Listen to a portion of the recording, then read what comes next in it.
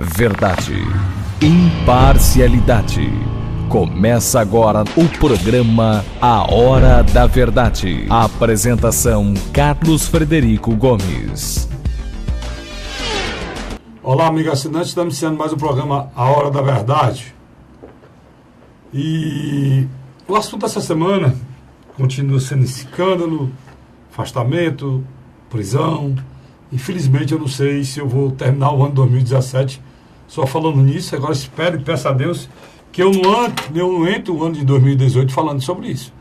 Quero falar aqui de que o desemprego caiu, que a economia melhorou, que os deputados votaram um projeto importante para a população, que a população acertou, alguém está fazendo alguma coisa por alguém, e chega. Mas infelizmente a decepção aumenta. E agora, nesse episódio entre o Senado e o Supremo Tribunal Federal, caiu a máscara de muita gente. Vou começar pelo Supremo, né? O Supremo tem uma coisa que é preciso ser dita. Eu já disse na edição passada, e vou repetir aqui. O Supremo não precisa nem mais reunião do Pleno, não. É desnecessário, é um custo a mais, uma perda de tempo, porque tem que ser feita uma pauta, é uma pauta muito onorosa, por quê? Toda decisão do Supremo dá 5-5. E quem decide é a Carmen Lúcia. Então é melhor mandar para a presidente. Muitas vezes, quando está no recesso do Judiciário, quem responde às questões urgentes é a presidente do Supremo Tribunal Federal. Então deixe logo ela respondendo por isso. Se pudesse fazer isso. Mas o rito jurídico não pode, porque, na realidade, esse Supremo que está aí, todo mundo já conhece. É igual a torcida do Flamengo, tem 5 de um lado, tem 5 do outro. É um Supremo Tribunal Federal político. Ele não tem, se tem notável saber jurídico, eu não vou questionar se tem ou se não tem, mas as decisões lá são políticas. São acima de tudo políticas. Não é possível que um assunto, todo e qualquer assunto dessa federação tenha 2 entendimentos. Porque é exatamente 5-5. Não existe nada que se julgue ali com unanimidade, ou se reprove por unanimidade. Lá só tem bola dividida. Aí, para completar, vem a decisão da ministra Carmen Lúcia, que até essa decisão o povo brasileiro tinha uma esperança, que foi diminuindo, o povo brasileiro com uma expectativa muito grande ao redor da ministra Carmen Lúcia, reconhecidamente uma mulher séria, que a gente achava que o Supremo Tribunal Federal, com a sua passagem por lá, muita coisa iria acontecer. E o Supremo não seria mais condescendente, seria mais republicano, seria mais igual, trataria as pessoas iguais, né? Mas não, os privilégios estão aumentando e a ministra Carmen Lúcia fez a sua decisão samba do crioulo doido. Ela, na discussão, na decisão do seu voto, na proclamação do seu voto, ela caiu na besteira de dizer que concordava com o relator, ou seja, o relator disse que não caberia ao Senado reformular a decisão do STJ, nem do afastamento e nem do recolhimento diário do senador Aécio, ou noturno do senador Aécio. Ela disse que concordava com o relator e, ao mesmo tempo, dava ao Senado a possibilidade de refazer tudo. Afinal, foi uma lambança. Gaguejou, precisou da ajuda do decano Celso de Mello, uma vergonha. E eu vi que ali é tudo igual. Ali é tudo igual. O Supremo tem demonstrado e nada mudou. E nada muda ali. Né? O Supremo só teve um período de mudança grande. Foi na época do presidente Joaquim Barbosa. Foi o único período que o Supremo mudou realmente. Né? E esse daí, acho que mudou tanto o Supremo que teve que pedir licença, porque senão acontecia alguma coisa mais séria com ele. Outro ministério que tinha ali, autoriza Vacos, mas esse daí morreu. Né? Ninguém sabe como morreu, mas morreu. Infelizmente. Né? E hoje está lá o Supremo. Passou a decisão do senador Aécio de volta para o Senado. Aí, eu tive que aguentar. Eu sou obrigado a assistir isso, pessoal, para comentar com vocês. Eu coloquei lá, assisti o Senado, fui obrigado a comentar palhaçada, molecagem. Né? Senadores comprometidos, até o pescoço, senadores corruptos, senadores vendidos, que não tem a estatura do Senado, não tem a estatura de representar um Estado, né? Porque os senadores representam o Estado que ele nasceu, que ele foi votado, que faz parte da federação. A Câmara Federal representa o povo, o Senado representa os estados da federação. Por isso que cada estado tem um número de senador igual. Cada estado tem 3 senadores. 2 são eleitos agora nessa eleição e o outro na próxima eleição. E eu estava assistindo a molecagem e me deu muita tristeza, vendo que a gente está sem horizonte. Eles usavam o subterfúgio de abrir a boca e dizer, não, que a gente não está inocentando o Aécio, nós estamos falando aqui das prerrogativas do Poder Legislativo, está discutindo aqui a possibilidade de nada disso, mentira total. A decisão era em cima da pena do senador Aécio. Tinha nada com prerrogativa do Senado. A prerrogativa do Senado foi decidida pelo Supremo Tribunal Federal, se ele podia refazer a decisão do Supremo ou não. E o Supremo disse que podia. Se podia, cabia a eles inocentar ou não o senador. E eles inocentaram. E aí, não tem subterfúgio. E não tem conversa fiada, não. Tá certo? Inocentaram e acabou a história. Fica alguns senadores que se dizem sério, votaram a favor do Aécio e querem remendar. Não tem remendo, cara. Vocês votaram a favor do Aécio. Você abrir a boca e dizer o cara tem que ter o direito de defesa legal. Meu irmão, não é impunidade, como disse o Cássio. Não é impunidade. Nós estamos discutindo, ele vai ser punido depois de futuro. Não faça os outros de besta, não, senador Cássio Cunha Lima, não. Queira fazer os outros de besta, não. O Supremo achou que cabia o Supremo achou que cabia uma punição de forma cautelar. Não foi cassação, foi afastamento. E não foi uma prisão. Foi um recolhimento noturno. E mesmo assim os senhores não concordaram. O Supremo já fez isso de forma errada. Porque o Supremo não foi isonômico. Não foi igualitário. A nossa Constituição tem uma coisa muito, muito séria no início dela, no artigo 5º, é que ela procura imediatamente igualar as pessoas, os brasileiros, os comuns, que são comuns.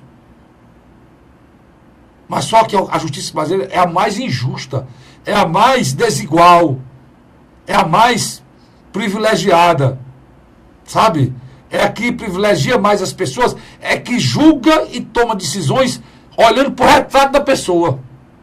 Ela é seletiva ao extremo. Esses caras dizendo essas baboseiras e pensam que nós não temos memória, ou fazem todos nós de besta. Delcídio Amaral foi caçado e preso. Foi preso durante 3 meses, ficou não Natal, passou com a família, preso, trancado. Por muito menos. E foi caçado. Ele não foi afastado, foi caçado até o terceiro mandato. Porque ele conversou com uma pessoa que poderia fazer uma delação. Ele não recebeu R$1, não recebeu R$10.000, não recebeu R$100.000, não recebeu 200 mil, não recebeu 1 milhão, não recebeu 2 milhões como é isso, não. Ele não foi gravado pedindo dinheiro ao maior bandido desse país, que é Joelis Batista, não. E não mandou o primo e a irmã receber a grana e dizer ainda, de forma jocosa, com palavreado marginal, que se o primo desse com a língua nos dentes, ele mandava matar. Esse é o senador Aécio, cara. Que infelizmente vocês dois do Ceará ajudaram a salvar. Tirar o Pimentel. Mas o senador Eunício foi quem conduziu a salvação do Aécio.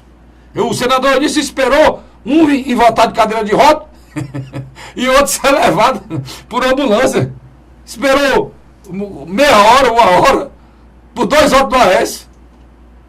Por 2 votos. Ainda disse no final que eu não voto, eu sou mais, me cabe aqui conduzir molecada, palhaçada, senador. A gente não é idiota não, senador. O senhor tinha ali um papel de presidente do Senado e líder do PMDB. Como o senhor foi. O PMDB votou todo massivamente com o senador Aécio. Não fuja as suas raízes não, pelo amor de Deus. E isso em resposta ao apoio que o senador Aécio dá a esse governo corrupto, ladrão, incompetente e perseguidor que é o governo Temer. Senador Tássio, eu tenho um respeito pelo senhor. Não sei se Se o senhor, que a gente aqui é baixo clero, né? O senhor não fala, o pessoal do baixo clero lá no Senado, talvez o senhor não assista o nosso programa, não, mas tenho um respeito por o senhor enorme. O que o senhor já fez pelo Ceará e a maneira correta que o senhor conduz as coisas. Tenho um respeito pelo senhor. Mas saio muito decepcionado. Sabe por quê? Eu aprendi muito com o senhor na política. Eu admirei demais o início da sua vida pública, nos anos 80, quando o senhor governou o Ceará. E o senhor me ensinou uma coisa que eu já sabia, pelo meu pai me ensinou. Caráter e dignidade não tem preço. Caráter e dignidade não contemporiza. O que é para ser feito, quantas vezes eu vi o senador Tássio, quando era governador, ou quando estava fora do poder, questionar decisões de parlamentares, dizendo que eles precisavam ter espírito público e não decidir. Quantas vezes, senador? Eu vi o senhor criticar decisões corporativistas. Quantas vezes eu vi o senhor criticar decisões partidárias de acomodação que não engrandecia o país, que destruía o país? O senhor, infelizmente, tomou a decisão que destruiu o país, que não engrandecia o país e que terminou de esculhambar o Senado, senador. O senhor votou, graças a Deus foi aberto, né? E o senhor votou pela absolvição, né? É isso mesmo, tornar inocente esse bandido chamado Aécio Neves, comprovado, né? Então, para mim foi uma grande decepção. Não tem outra coisa a dizer. Peço a Deus que eu me recupere e eu consiga acreditar que tem um motivo maior para o senhor fazer isso. Eu nunca consigo entender. Quantas vezes eu lhe elogiei aqui nesse programa? E hoje, infelizmente, eu tenho que criticá-lo. Porque nem todo mundo é correto, né? Todo mundo tem erro, tem deslize, né?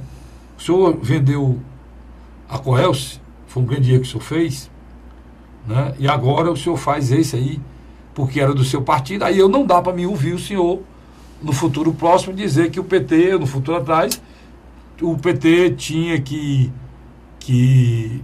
expulsar as pessoas, os corruptos, tinha que fazer uma autocrítica, não dá, porque vocês não estão fazendo autocrítica, vocês não estão expulsando o Aécio do partido. O senhor pediu para ele se afastar da presidência do partido. Esse cara ainda é presidente desse partido, mano. Esse cara ainda é presidente desse partido. Como é que vocês querem dizer que tem um partido sério, presidido por um canalha como Aécio Neves, que enganou o povo brasileiro todo? Irmão, e eu me lembro que o sulista abria a boca, meu amigo Luiz, estava tanto na conversa, e dizia que o povo nordestino não sabia votar, e votava na Dilma, né? E eles eram sabidos e votavam no Aécio. Sou doido para conversar com um sulista. O que é que você acha do candidato de vocês? Não é, Luiz? Na minha avaliação, o presidente do Senado, Eunício de Oliveira, nos últimos dias, antes da votação no plenário do Supremo Tribunal Federal, tentou criar uma saída para Aécio Neves. Saída para onde? A decisão ser no Senado. Não sei. E conseguiu, né? Conseguiu. Conseguiu num placar apertado, né? Mas conseguiu. A presidenta Carmen Lúcia, aqui eu vou pedir licença a você, eu vou defendê-la. Pode defender, fica à vontade. Eu acho que ela, estrategicamente, foi coerente. Porque, literalmente, jogou o Senado na lata do lixo. Perfeito. Eu concordo com você, Luiz. Nesse ano não me discordou, não. Por exemplo, eles poderiam ter tomado essa decisão menos apertada, ou de negar que era o certo, né?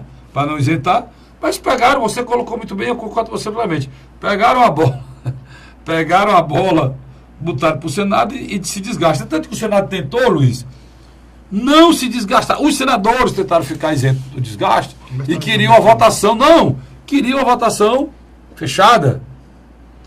O senador Rodolfo Rodrigues recorreu ao Supremo de novo e o ministro Alexandre de Moraes, que teoricamente é um aliado de Michel Temer, mas declarou aberta. E aí é por isso que eu estou fazendo aqui essa crítica ao senador Tássio. Senão não podia fazer. Deixa eu só recapitular. Por que o Alexandre de Moraes não deu uma de Gilmar Mendes? A pressão das redes sociais e da sociedade é grande, Carlos Frederico. Apesar das pessoas não estarem na rua, batendo panela, reclamando, as pessoas não estão satisfeitas. Deus te ouça, Luiz. Está entendendo? Primeiro, Ninguém vai para a rua para se encontrar com a cara de pau dos petistas e lulistas.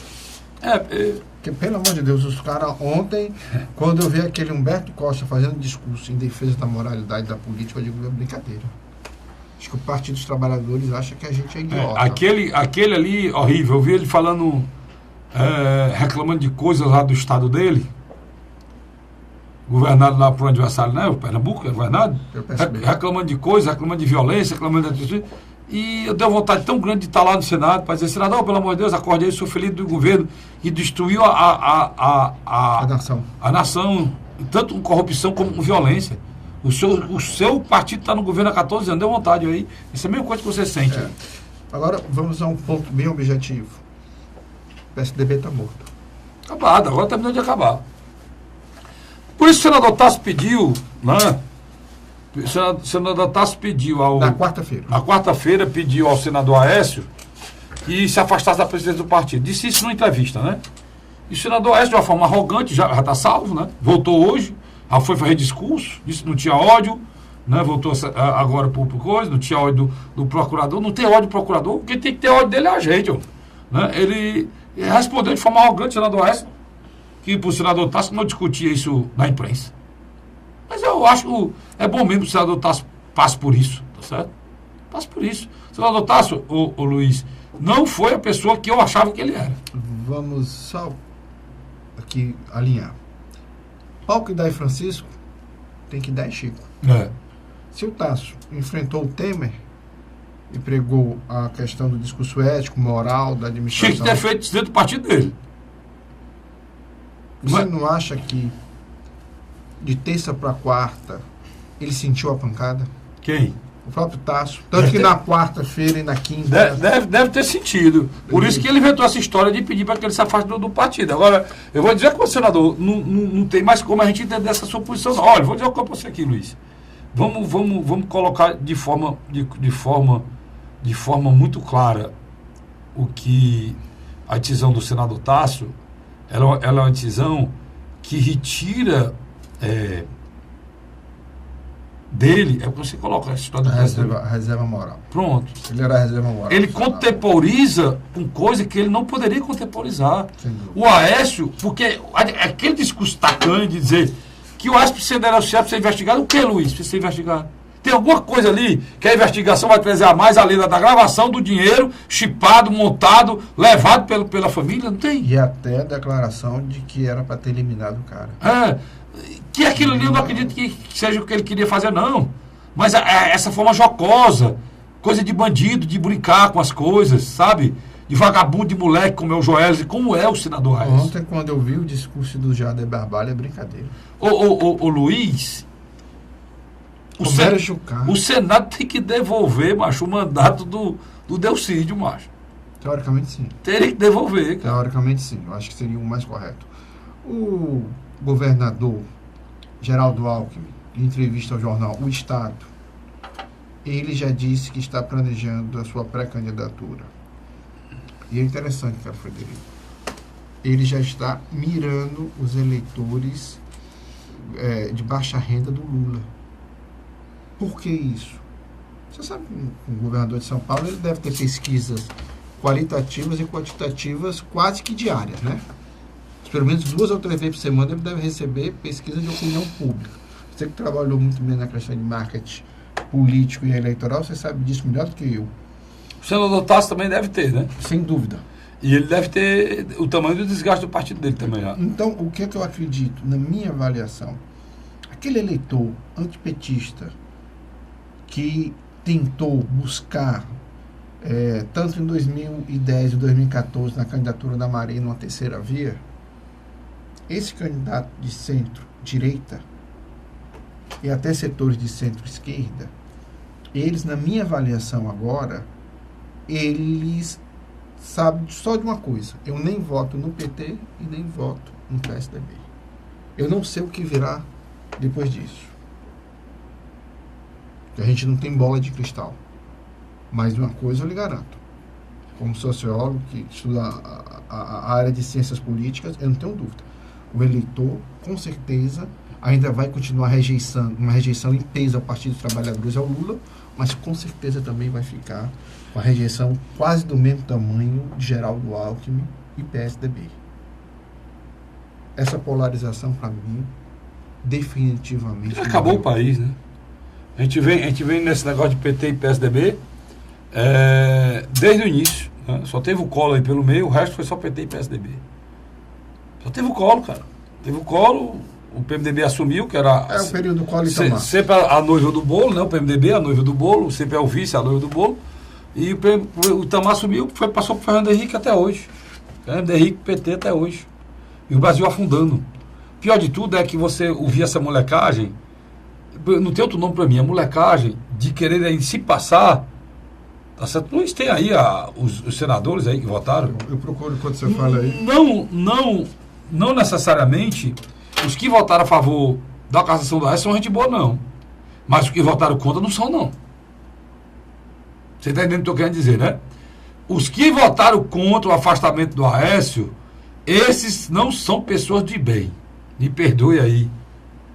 Me perdoe, eu estou atingindo homens que eu acreditava. Mas me perdoe. Mas não tem outra. Olha, quem tem convicção jamais poderia.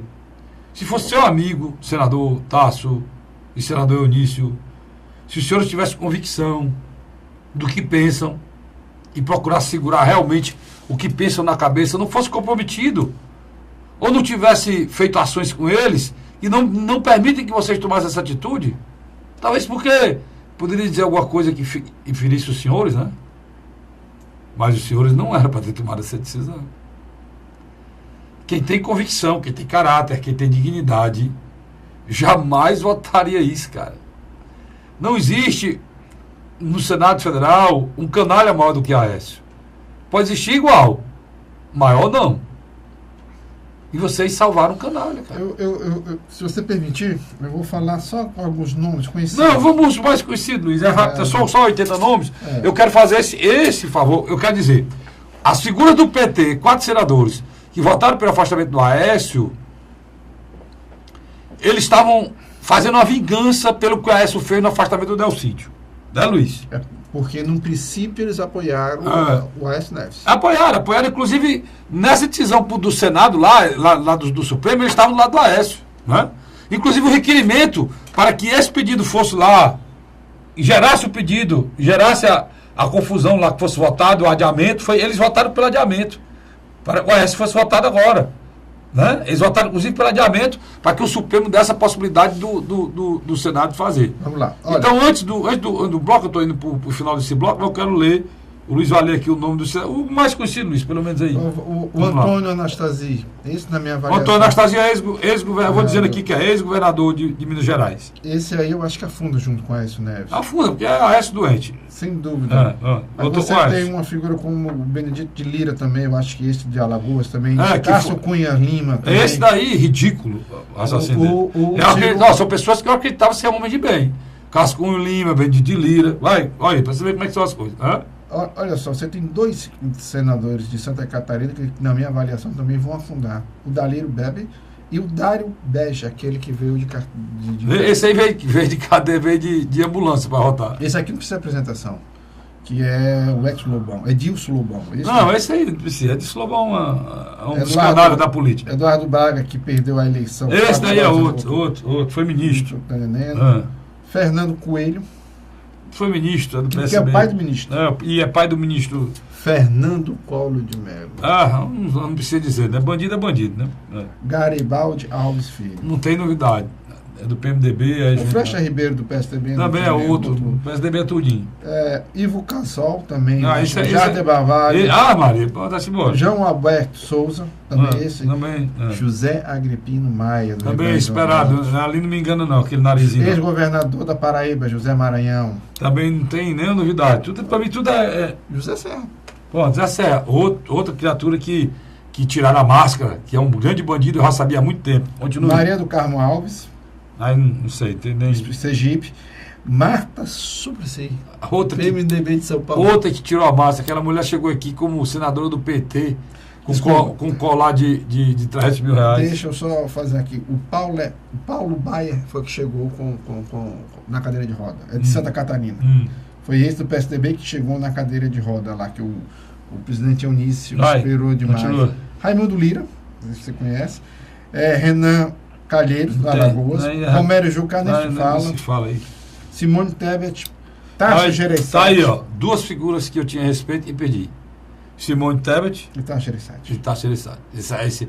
Para mim, era uma grande senadora, para mim, e Tasso Gereissati. Dois, eu. Tem Mário Mota, que é o adversário, que era adversário do Romero Jucá, e agora estão juntos. Do PTB.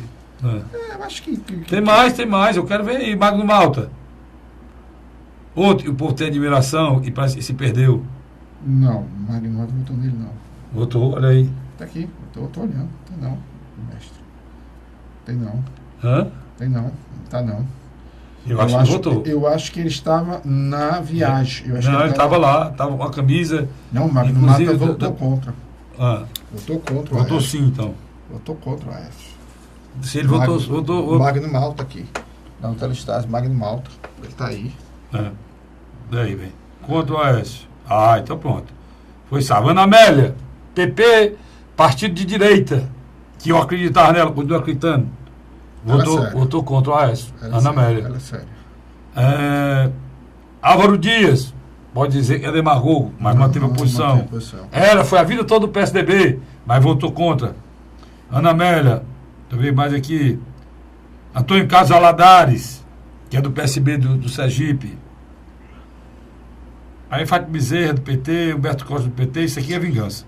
Zé Pimentel do Ceará é vingança. Zé Medeiros é do Podemos, é? É. Votou. Cátia Abreu, do PMDB de Tocantins. É vingança também. Vingança também. Luiz da Mata é vingança. Ronaldo Caiado não é vingança. Magno Malta, parabéns. O partido dele votou com o Aécio. Mas ele votou. E ele votou contra o Aécio. Magno Malta. Paulo Paim, esse aqui é um homem de bem. Pode se manter. O Romário também votou. O Ronaldo Caiado, do DEM. Votou contra o Aécio. O Ronaldo Caiado, na minha avaliação, é porque os democratas não conseguem olhar O senador, tem um senador, dois senadores de Brasília, não presta para nada. Mas tem um muito bom que é o Rigufe. Sem partido. Sem partido. E outro sem partido também é o Walter Pinheiro, que era do PT, também votou contra o Aécio. Homem sério também. Pronto, Luiz. Obrigado aí. Deixa você vai falar do Ronaldo Caiado, né? Ele está na cadeira de roda, você fica estátua aí, que você fala já. Eu vou para um bloco comercial e eu volto já. Ele falando aqui do Ronaldo Caiado que caiu de uma mula. Ainda bem que foi de uma mula. Se fosse de um cavalo, aí... Não, era pior. Ele caiu, foi do pior mesmo. É de uma mula, do cavalo era melhor. Eu volto já, não sai daí não. A Hora da Verdade.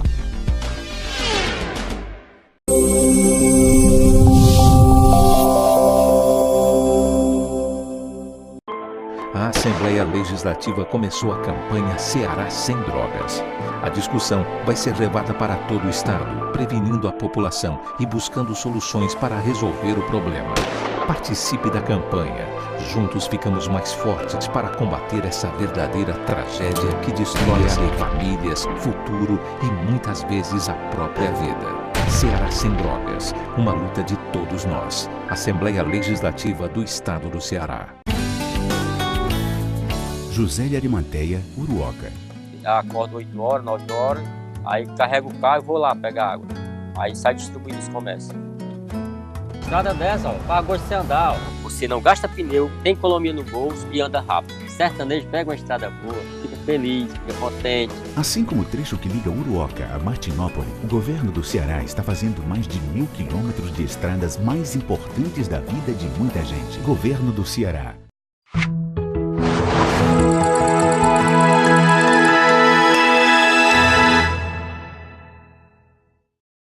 A Hora da Verdade. Estamos de volta agora com o segundo bloco do nosso programa Hora da Verdade. Luiz, pode sair da estátua. Diga aí, você dizer, o homem que caiu de quê? De uma mula? De uma mula. O senador Ronaldo Caiado, na minha avaliação, o democrata devia olhar com ele com mais carinho. No lugar de estar fazendo as apostas junto ao prefeito de São Paulo, João Dória. O democrata ele não tem coragem de nada não, né? Ele não respeita os quadros dele não, né? Eu acho que, na minha avaliação, pelo perfil Você tá certo, hoje tem o eleitor brasileiro está muito à direita, né, Luiz? Eu acho que ele é o cara que representa a direita no Brasil há mais tempo, é ele. Representa o setor mais organizado da economia, que é o agronegócio. É ruralista, né? Eu acho que hoje esse termo ruralista, eu acho que fica um pouco. Eu acho que foi, Não, eu acho que era muito pejorativo. Eu acho que é agronegócio. E o agronegócio dá muito emprego e dá muita renda a esse país. E tem salvado esse país nos últimos anos, tem sido o agronegócio. Precisa que o brasileiro tenha mais respeito e orgulho do agronegócio, mas tem algumas televisões que fazem conta. Irmão, o agronegócio não é contra a esquerda, não é contra petista, não é contra a esquerda, não é contra o social, puxando não. o crescimento do país. Quem é contra pobre é o Temer. O Temer que agora mexeu numa lei trabalhista, mano, para dificultar a identificação da escravidão. Tu viu aquele negócio, Luiz?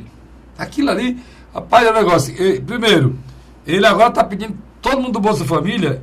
Na semana passada eu falei aqui do BPC, né? Boletim de Prestação Continuada. Agora o Bolsa Família, se tiver 10 meninos, cada menino tem que ter o CPF. Para avaliar quanto é que ganha, Luiz. Os meninos, mano. Isso é absurdo, né? Isso é uma. Não dê nada, não. Né? Onde é que o cara vai economizar? O cara vai economizar em cima de quem não tem nada, cara. Por que é que o Lula subiu nas pesquisas? Porque o Temer. É o vazio. Ele fez.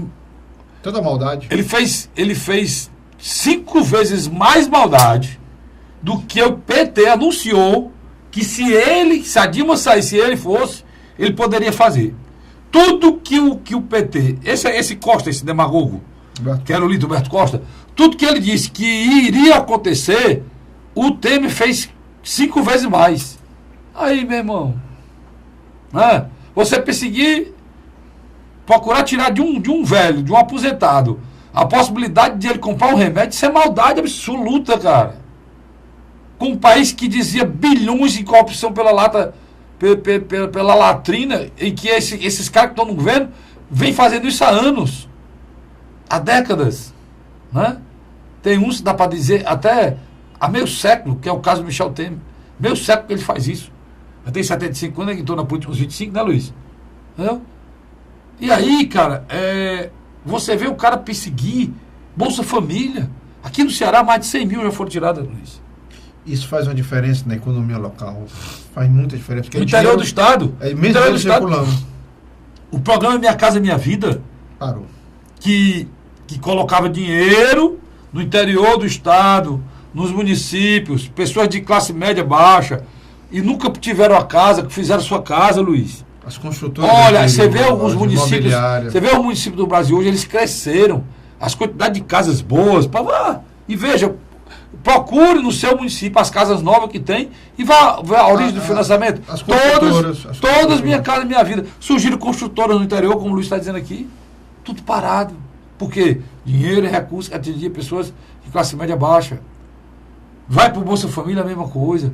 Você vai para a farmácia, macho, a farmácia popular, destruída. As farmácias, tem a farmácia que é popular, uma farmácia normal e dá aqueles remédios, os remédios estão cada dia que passa diminuindo mais. E a farmácia mesmo popular, Luiz, aquela que é específica, estão sendo destruídas. Até mesmo locais que você pagava no Banco do Brasil, que tinha aquele banco postal, né, Luiz? Acabou. Que era um banco para a pessoa mais humilde, né? Acabou. Quer dizer, existe uma política, Luiz, de direcionamento para atingir as pessoas, mas sem necessidade, cara. E as pessoas sentiram isso. Sentiram plenamente isso. As pessoas sentiram isso.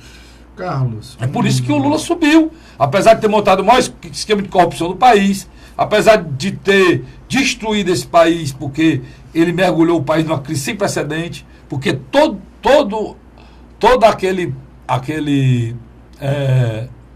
suspeito de desenvolvimento, aquele pré-comemorado desenvolvimento que ele... Final do governo dele. Que ele comemorou, preconizou, soltou fogos, tudo era mentira. Ele sabia que o país estava quebrado, mentiu, forjou. Trouxe uma Copa, trouxe uma Olimpíadas. O que era para ter sido feito, Castilho, que tu estava acusando um homem. No momento em que ele viu que os vetores econômicos, o Luiz diz, faz uma pesquisa de qualidade, uma pesquisa quantitativa, qualitativa, ver como é que está a renda do cidadão, ver se o cidadão está endividado, a capacidade de endividamento do cidadão brasileiro, ver se os empregos estão diminuindo, ver se na hora que ele sentiu que estava com dificuldade, não era para ter inventado. O Brasil não era para ter entrado numa esparrela de Copa do Mundo, gastar 40 bilhões. O Brasil não era para ter entrado numa esparrela de pagar a propina para trazer para cá as Olimpíadas de uma forma corrupta, tá aí gente sendo preso. Porque até as Olimpíadas que vem para o Brasil é precedente de corrupção. E as obras inacabadas, né? O país quebrado, lascado, a presidente tá aí. Essas coisas que eu estou falando aqui, o presidente Temer está indo em cima de sabe de quê? De uma porcaria, de uma pensão de uma viúva, mano. Uma porcaria de uma pensão do pescador. Aí é um lado, Luiz. Aí o outro lado, sabe o que é?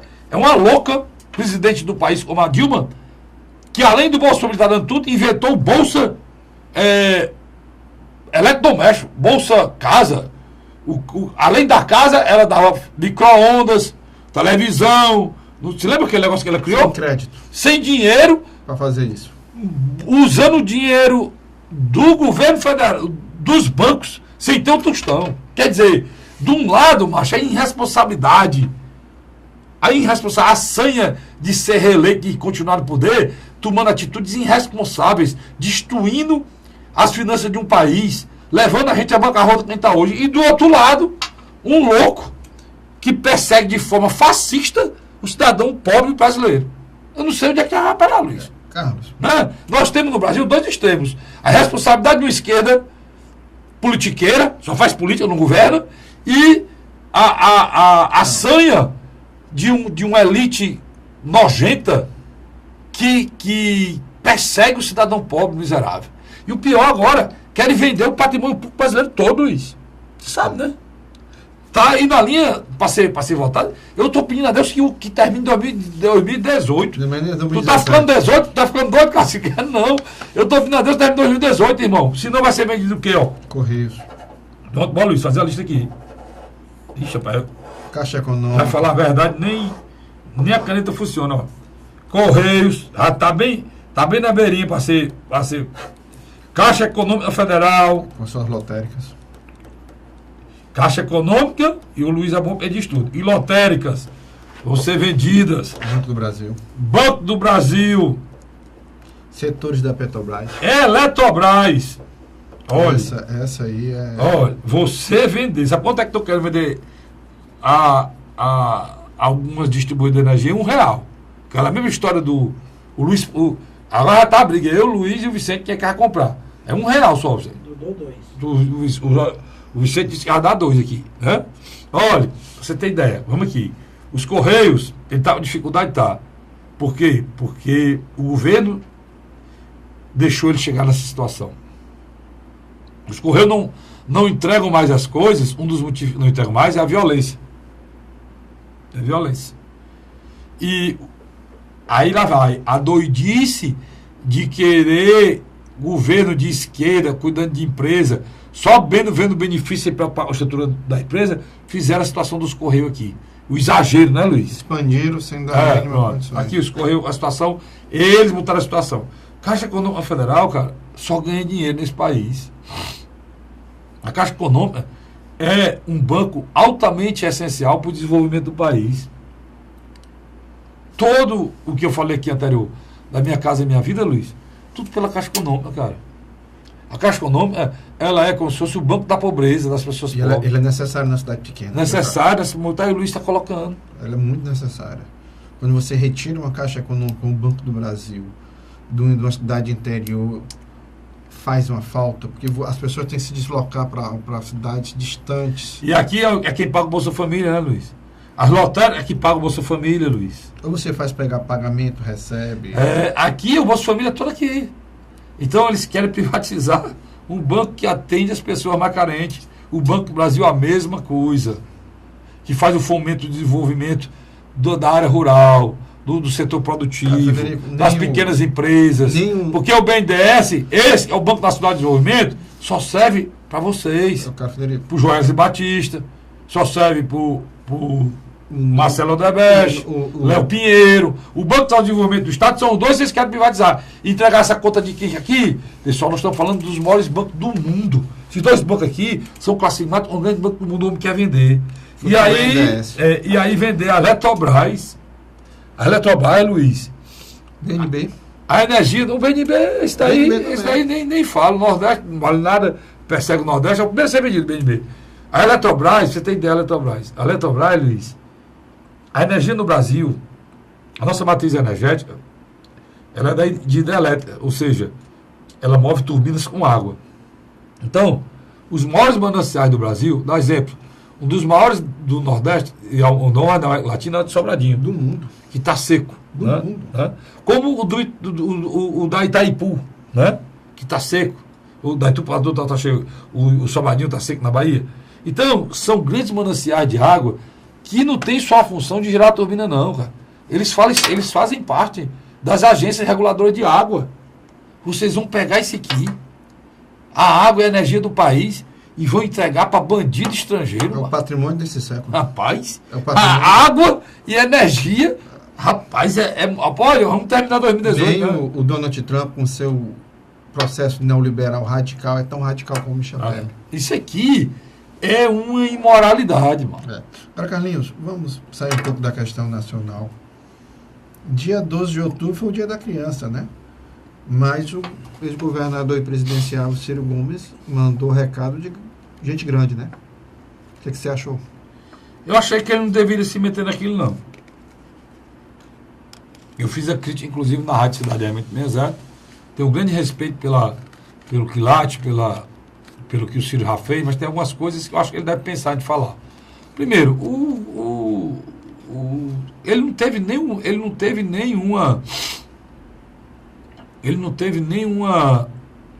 delicadeza. Ele não teve nenhuma participação, Luiz, no processo de aproximação do Camilo com o Tasso. Não teve. Ele não participou, ele não contribuiu, eu não sei nem se ele achou bom. Isso aconteceu porque o senador Tasso reconhece, ou pelo menos reconhecia, né, o governador Camilo como um governador competente. E o governador Camilo tem um espírito de união, de agregador. O governador Camilo é uma pessoa que une, é um imã, ele chama para perto das pessoas. Ele é um homem extremamente humilde, que não foi mordido pela mosca azul, tem plena dimensão do papel dele como governador do Ceará, e é um cara que agrada todo mundo, no sentido do caráter dele. E o governador da cidade aproximou-se, e algumas pessoas quiseram participar do governo, do partido do governador, é o caso do Maia Júnior. E também da Secretaria de Justiça, não? Também. Não é do PSDB também, não? Em outros quadros, o Carlos Frederico. E aí, só terminando, você me perguntou, Luiz, e aí, por Ciro chegar e dizer, não, a pessoa que se aproximou, que tem cargo, dizer que pode ser candidato, isso é traição. Quem pode dizer isso? O Ciro? Não. Quem poderia dizer isso? O governador Camilo. Né? Ou alguma pessoa que tivesse trabalhado nesse processo de aproximação e dado a secretaria, né, ao PSDB. Né? Só que o governador Camilo não disse nada disso. E o ex-governador Ciro Gomes falou isso sem ter nenhuma ficha, macho. Ele não tem ficha nenhuma nisso, não. Eu achei até... O senador Eunício de Oliveira, só interrompendo para colaborar, um dia depois falou da vinda de 400 milhões do governo federal em parceria com o governo estadual, né? Mas isso aí, Luiz... Não, estou dizendo... Não, tudo bem. Isso aí, eu vi lá, inclusive amigos meus, como o deputado Carlos Mato, o Ciro foi infeliz também quando disse que tinha pessoas que atrapalhavam o recurso para o Estado do Ceará, tá certo? Isso aí, o Tasso Gereissati não faz isso. Mas também não precisa ser elogiado por não fazer. Ele poderia ser criticado, humilhado, pisado, rebolado no chão, qualquer um deles. Se a gente tiver conhecimento, a imprensa tiver conhecimento, que eles estão botando péramo no caminho de vir recursos para cá. Porque um político que tem coragem de fazer uma coisa dessa, é porque nós não temos que comprovar, Luiz. A gente sabe o que acontece, né? A gente sabe o que acontece. Um político que tem a coragem de ir por politicagem, barrar recursos para o Estado pobre como o Ceará, tem que ser uma pessoa estipada da vida pública, Luiz. Né? Então a acusação não foi direta, mas ficou na entrelinha, que poderia ser o senador Tasso, poderia ser também seu traidor. Inclusive o deputado Carlos Mato, meu amigo, respondeu lá na tribuna da Assembleia. Ele e o ex-senador Luiz Pontes, né? Foram os dois do PSDB que tomaram essa iniciativa. Pois né? O o governador não falou diretamente, mas deixou nas entrelinhas que era o senador Tasso, né? Então, por isso, eu acho que ele foi infeliz. Né? Eu acho que ele foi infeliz, ele não tem nada a ver com essa união, ele não pode falar em traidor, ele não fez o acordo, pode falar em traição quem fez o acordo. Quem foram as pessoas que fizeram o acordo? Aí esses pode falar em traição, mas ele não fez, né? Carlinhos, a gente vai agora para o terceiro bloco e teve uma coisa lá no evento do PDT que me chamou a atenção e eu queria iniciar sobre esse assunto. Aí fica calado aí, não se mexa não, starta de novo. Eu vou para o terceiro bloco, vou para o intervalo e volto no terceiro bloco com o Luiz falando da convenção do PDT. Sai daí não, a gente volta já já. A Hora da Verdade.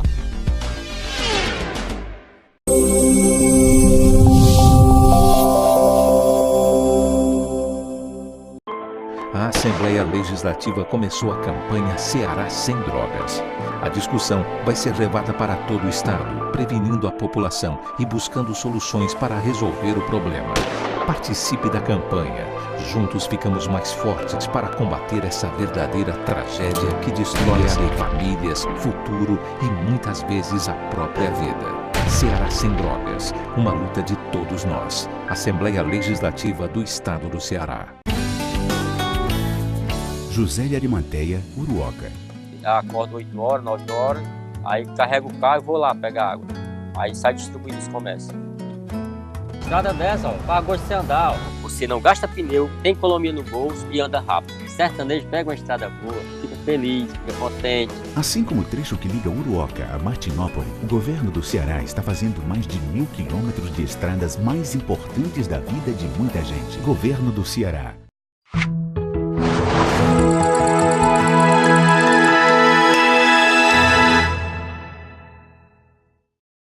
A Hora da Verdade. Estamos de volta agora com o terceiro bloco do nosso programa, A Hora da Verdade. Luiz, no bloco anterior, lembrou aqui a convenção do PDT. Você esteve lá, Luiz, e aí? Excelente. Eu acho que teve um momento muito importante. Esteve lá, né, tu? Estive. Porque eu acho que é o tipo do momento que você não deve só ler ou ver pela televisão, eu acho que você tem que estar presente. E me chamou a atenção duas figuras que estavam na mesa. Você sabe quem é? Rapaz, não deve ser o presidente da Assembleia, o Zezinho. Sei que você ia falar sobre isso, né? Uhum. Mas, e o outro? O próprio Ciro Gomes. Ciro Gomes. O Ciro Gomes... Grande amigo aí. São. E é interessante, Carlos, que a gente estava conversando nos bastidores antes de começar o programa. A gente, por muitos anos, falava da relação Ciro e Tasso, que era a mais longeva da política cearense. E quando as pessoas disseram que os dois se separaram, não havia uma outra parceria desse mesmo nível. Lá eu prestei atenção em um pequeno detalhe. Há 3 décadas que Ciro Gomes e Zezinho Albuquerque caminham juntos. E posso lhe adiantar uma coisa. Se o Zezinho pleiteia uma vice-governadoria, eu acho que o Ciro não abre mão não nesse processo. Aí quando vão brigar com ele, se disser o Zezinho não será o vice. Eu senti esse mesmo clima. Porque o Zezinho ele foi eleito dentro de uma estrutura montada pelo Ciro. Né? Ele foi candidato uma vez, não deu certo, outras vezes também não deu certo. E com o tempo ele passou a ser um dos deputados mais ligados lá. Articulação. Como se fosse mesmo um irmão dele candidato. Né? Então o Zezinho... Ele é um cirista. É um cirista de primeira viagem. De primeira linha lá. Se for fazer uma reunião, o primeiro a ser chamado é ele. Sem dúvida. Isso é um fato, você tem razão.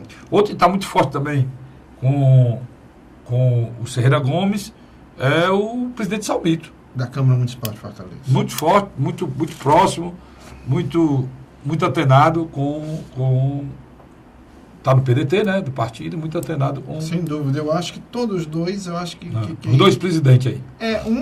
A simbologia da tradição, da lealdade aos Ferreira Gomes, que é Zezinho Albuquerque. Você tem uma ideia, no período em que eles saíram do PSDB e foram para o PPS, houve a diminuição da bancada, mas o Zezinho conseguiu se reeleger e a situação do Ciro não era fácil, ele permaneceu ao lado. É interessante. Isso aí eu vi com os próprios olhos e senti que, na minha avaliação, como você colocou alguns minutos atrás, Ciro vai até as últimas consequências. Não, porque tem muita gente já falando, o Luiz conhece mais eu, que quando vai se afunilando, vai chegando mais perto a decisões para formar a chapa, né, para a eleição de governador, senador, isso é um grande, na realidade, o que é isso? É um cabo de guerra. Quem tem mais força, preenche os cargos. Ainda mais um palanque com muito aliados, né? Então, o Luiz agora fechou. Se você tem 5 cadeiras e tem 50 querendo sentar nessas 5 cadeiras, então é uma loucura. Então tem que ter força. E o jogo é bruto, né, Luiz? E do outro lado... O jogo é bruto. Então, o que o Luiz ressaltou aqui é que o presidente da Assembleia, Zezinho Albuquerque, tem uma força muito grande, que é praticamente a imposição, né? Que ele seja o vice-governador do governador Camilo. Do outro lado, você falou de um nome novo, que eu acho que o vereador e presidente da Câmara, Salmito Filho, representa o que eu chamo do novo cirismo. Não só em Fortaleza, mas no Estado. Ele eu acho que é uma liderança que saiu dos quadros da esquerda, vai para um posicionamento de centro, até pela responsabilidade que ele tem na frente da Casa Legislativa de Fortaleza, e se torna um aliado de primeira hora. Mas é interessante... E tem qualidade aí no futuro próximo, sendo eleito deputado, e participar lá da liderança do futuro governo Camilo, com muita qualidade, entendeu? E fazer parte da mesa, né? Agora, Carlos, por outro lado, não sei se você vai concordar comigo, Roberto Cláudio vai ter que terminar o mandato, né? Vai terminar. Mas é tranquilo. Termina o mandato, descansa 2 anos, né? Já vem a eleição, e aí o nome dele não é esquecido fácil, não, né? Eu acho que o Roberto já que havia sempre... Já se convenceu disso. Já havia sempre uma perspectiva de que... Ele sairia antes. Seria candidato ao governador. Eu nunca acreditei. Você fala na questão do Moroni, tá? Eu nunca acreditei. Por quê? Porque aqui que é Cid Gomes, é o Senado, Camilo, reeleição, Zezinho, vice, sobra outra chapa, como se diz? Seria muita loucura, né, Zezinho? O meu querido Luiz, para encher a segunda com outro nome do PDT. Seriam 3 vagas de 4. E fora a presidência, que provavelmente também será da bancada do PDT, né? A presidência sempre né? Que é o partido maior. O próprio regimento interno da Assembleia determina que seja, né? É o partido que tem maior número de representantes. Com certeza, o governador deve fazer, né? Mesmo que ele possa ter a possibilidade de perder a eleição, ele pode, mas o número de candidatos, os candidatos mais fortes estão no grupo dele. Né? Por outro lado, Carlos Frederico, eu vejo que existe hoje uma movimentação vindo da região do Inhamuns.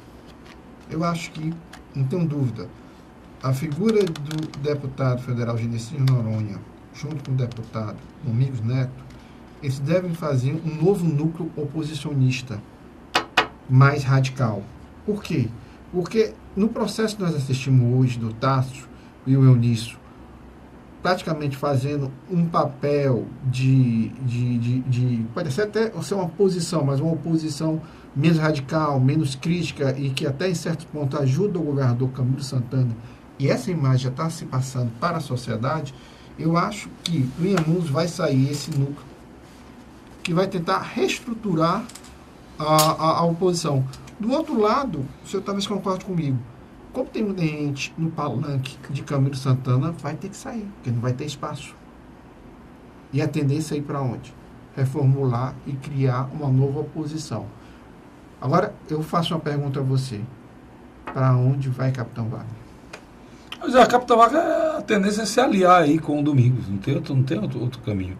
E se a oposição já é pequena, se o Eunício fechar, se acha que existe possibilidade de Eunício fechar... Existe uma parceria administrativa. Essa foi pré-estabelecida, você sabe, e quem começa assim, né? Começa assim. E o Tasso já é parceiro, também eu acho, se anteciparam. A história de dizer que o Tasso poderia ser candidato é a história de manter a oposição viva. Estratégica, isso é balão de ensaio, né? Vamos manter a oposição viva, como? Vamos fomentar o Tasso. E o Tasso já estava praticamente lá. Então criaram isso até mesmo para valorizar mais o Tasso. A vida do Tasso para o governo. Isso é até uma espécie de valorização. O Tasso vai ficar com o quê mesmo, se votar no Camilo? Entendeu? Então isso é um problema que atinge o Ferreira Gomes diretamente. Porque ele não tem mais as cartas todas. Ele não pode ficar dois baralhos na mão. O baralho e o morto, não. A gente tem que dividir isso aqui e dar uma parte desse, o Senado e outra coisa para o Tasso Gereissati. Pronto, você vai dar o Senado ao Eunício e o Tasso. Prefeitura de 2020 é logo aí, né? Pronto, aí só se for. Mas isso é preciso, entendeu? Então, eu acho que aquela história do Ciro também, me soa também como uma proteção ou querendo botar um chega para lá nessa turma. Eu acho que está entrando demais. Eu acho que eles já estão dentro. Pois é. Eu pessoalmente acho que eles já estão dentro. Então, aquilo ali eu acho que não ajudou, não. Por isso que eu digo que ele não tinha nada a ver com aquilo, né? Ele não tinha nada a ver com aquilo. Eu acho que você resumiu bem interessante. Não foi ele que somou, não foi ele que chamou. Talvez não tenha sido nem do agrado dele. Também vejo por esse lado. Então, o que ele falou, ele se meteu numa coisa que ele não fez e criou um problema para o governador. No meu entender. Mas ao mesmo tempo ele está se protegendo na jogada política dele. Mas por outro lado, o Roberto... Não sei se foi importante por essa jogada, não. Mas por outro lado, Roberto... Por que eu estou dizendo isso? Porque para ele, essas figuras pouco importam. O Ciro não quer o apoio do PMDB. O Ciro não quer que o PMDB vote com ele aqui no Ceará. E desgasta o nome dele lá em cima. Não é ajuntamento de bandido? O Ciro não quer o apoio do PSDB. Os maiores adversários dele estão no PMDB e no PSDB. Serra e Michel. Entre outros. Entre outros. E o Eunício e o Tasso são próximos dessas figuras. É o bloco governista, então, PSDB e PMDB, a nível nacional. Então, na realidade, ele está se autoprotegendo dos interesses pessoais dele. Candidato a presidente da República. A leitura que eu faço. Se eu estiver errado, você me corrige. Não, eu concordo com você. Eu sei. Né? Eu concordo. Eu acho que é por aí mesmo. Eu acho que caminha nessa direção. Uma coisa certa. Só lembrar uma coisa aqui, Luiz, antes de terminar. Está perto, né? O centro está quase dizendo que está perto.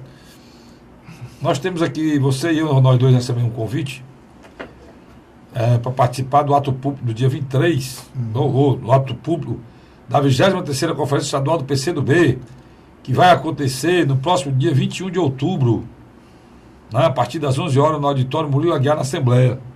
Tá? Você vai estar lá, né? Sim. Esse ato do PCdoB é conferência, é como se fosse uma convenção, né, Luiz? É para, não sei se em defesa da nação, da democracia, do desenvolvimento e dos direitos sociais. É uma posição do PCdoB, inclusive o deputado Cássio Felipe, que é do PCdoB, lá na Assembleia, o deputado Cássio Felipe e a deputada Augusta Brito, né, lá. Mas o Cássio Felipe me parece que é uma pessoa que tem um carinho enorme por você, né, Cássio? É um amigo, é um grande deputado médico, um homem muito humanitário, que eu tenho muito respeito pela qualidade do mandato dele. O deputado Cássio Felipe e o presidente Luiz Carlos, né, Luiz Carlos Paes, vão estar comigo no outro programa, eu faço na TV Fortaleza, na TV Fortaleza, programa Pela Ordem agora essa semana, falando desse congresso aqui, e vão também falar do novo pensamento do PCdoB. Parece que esse PCdoB está totalmente afastado, total do PT, né? E pensa até em lançar candidato a presidente, e tem o cearense, né? Inácio Arruda, que é um dos parceiros cotados candidato a presidente. Eu acho pessoalmente que o PCdoB, a nível nacional, poderá apoiar Ciro Ferreira Gomes.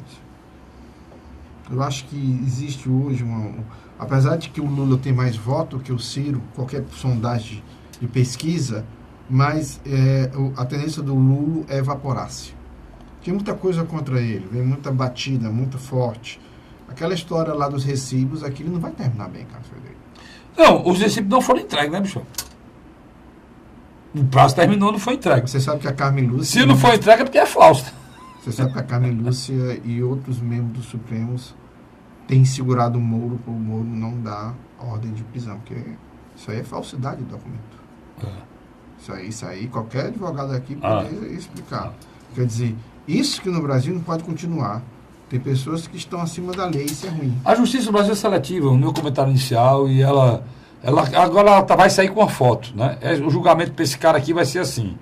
Cadê a foto dele? Está aqui. Esse cara aqui está julgamento. Esse bicho aqui é um louro desse aí, bem parecido e tal. Vamos deputar ele só 2 meses na cadeia. Né? Aí olha para mim, já peste gordo aí, cara de gelé, você tem que ficar uns 6 ou 7 meses. Se for um pobre... O Rio de Janeiro.